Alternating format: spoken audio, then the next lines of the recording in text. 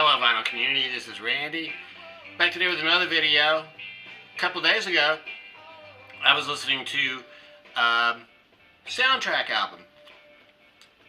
Hatari. Music from the Paramount Motion Picture Score. It's a Henry Mancini soundtrack. I was listening to it and, while I was getting ready to listen to it, and I pulled it out. And I saw that it was on Dynaflex. This text right here tells the story of Dynaflex. The RCA record you were holding is a Dynaflex record. It's thinner than any other record you've ever owned. It's also superior in many ways to any other you've ever owned. It's freer of imperfections. It's much less susceptible to warpage. And its life will be far longer than conventional records. It's the record of tomorrow, yours today. So, I was thinking about this, and then I was looking at the record. This movie came out in like 1962. I was thinking, was Dynaflex around in 1962?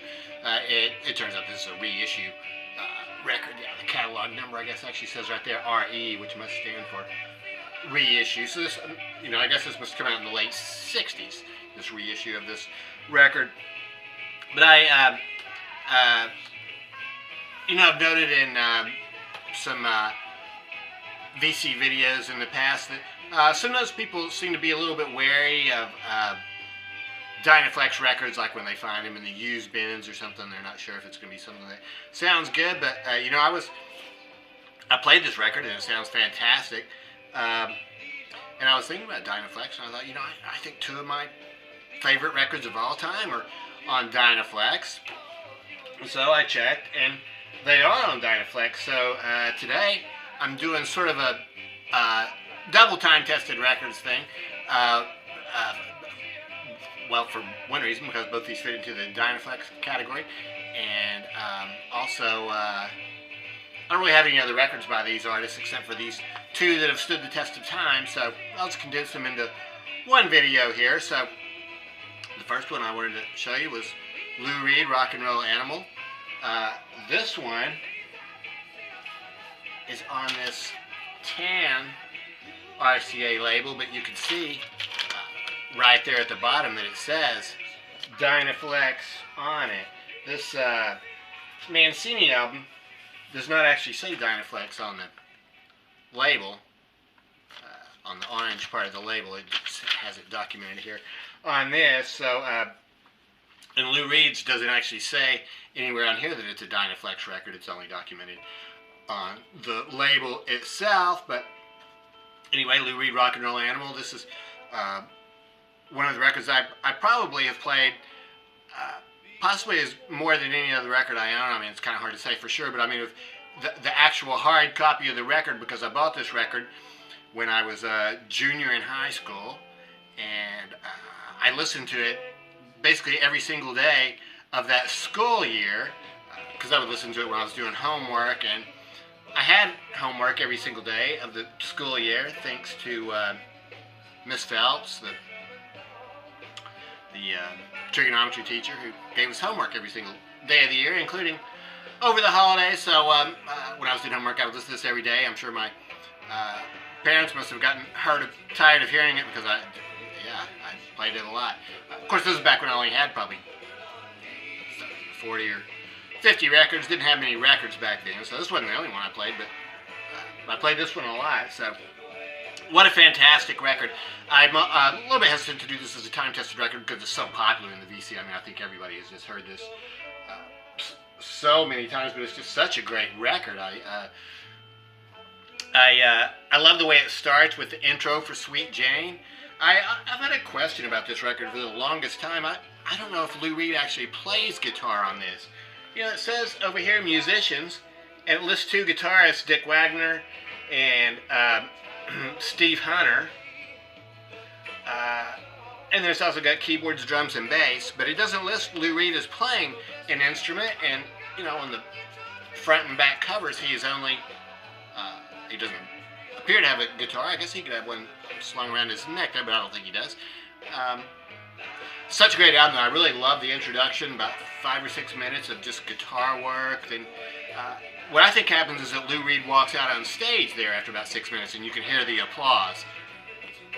But I'm not sure about that. So if anybody was there at the Academy of Music in 1975 and you happen to know, I'd be interested to know. I know Lou Reed does play guitar. So anyway, after that it goes into Sweet Jane and Heroin. That whole side is just so fantastic. I love both of these versions much better than the Velvet Underground versions of either one of those two songs. Then side B has White Light, White Heat and Lady Day.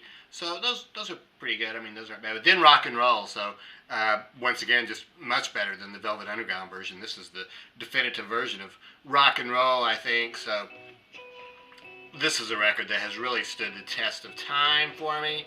And I listened to it again last night just to make sure. And it still sounds great. I mean, it's this Dynaflex record which has been played, you know, like I say, just tons of time. I mean, it doesn't sound mint or anything.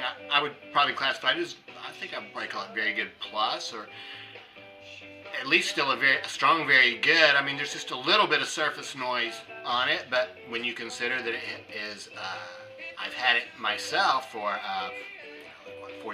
44 years or something, and have played it a lot.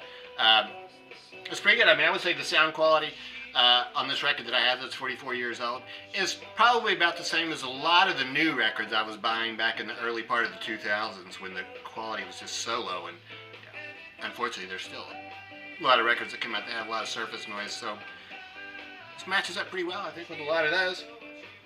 The other time-tested record that I have here that is on Dynaflex is Best of the Guess Who.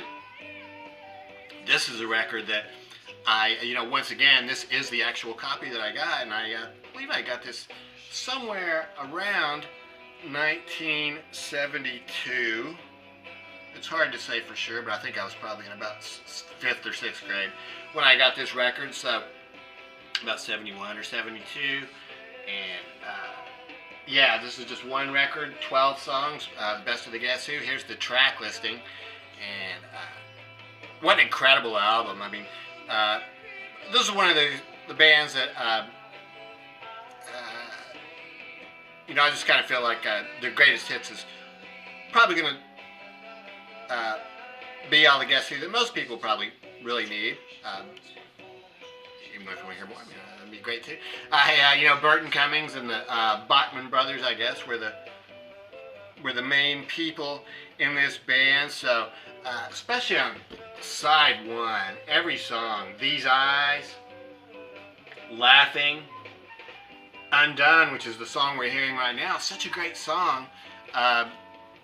It sounds really cool, but it deals with some really, I guess it would be difficult subject matter. I mean, he's singing about a woman who is she's either killed herself or she's become completely mentally incapacitated. So it doesn't say for sure, but all of a sudden she's killed herself because it talks about she climbed a mountain that was far too high. Then she found out she couldn't fly.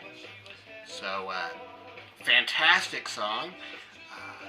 Then after that is No Time, which is just almost like an early hard rock, or I guess it is a preview of what Bachman Turner Overdrive maybe would be doing. So No Time, and then of course American Woman, which is just great rock and roll song. I love that guitar part on American Woman. Both the rhythm and the lead parts are both just solid.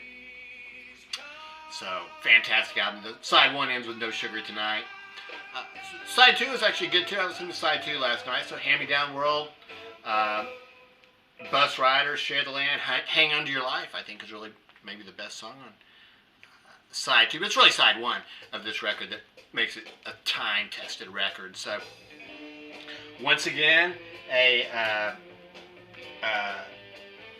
Dynaflex record, and it looks exactly like this one, exactly like the Henry Mancini record. It doesn't actually say on the label itself it is Dynaflex, but it's documented right here.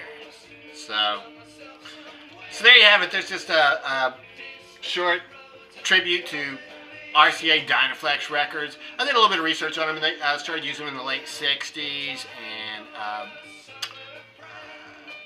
I've had no problem with these records. I guess one of the issues that people noted was warpage because they were so thin, and evidently there was a problem with the shrink wrap on some of the records was so tight that the records would be warped when people took them out. So, yeah, that'd be a drag. But anyway, that's it. So these are just 2 time-tested records for you. You might want to pull them out, but Guess Who especially. I mean, just such an awesome record. So, yeah, that's it. Let me know what you think about these records. This Henry Mancini soundtrack. I've been watching some contests lately for some soundtracks. All my soundtrack albums are all these old 60s movies. I don't have any newer soundtracks for the most part. Well, I guess I have a couple of Quentin Tarantino soundtracks. So, Hatari, very cool movie. Probably, it deals with big game hunting, which, I don't think this movie would be made today. And but that was, I guess, accepted at the time the movie was made. So can't complain about that too much, I think. So yeah, John Wayne, Red Buttons. The big hit on here was Baby Elephant Walk. So that's it. So yeah, let me know what you think about these records.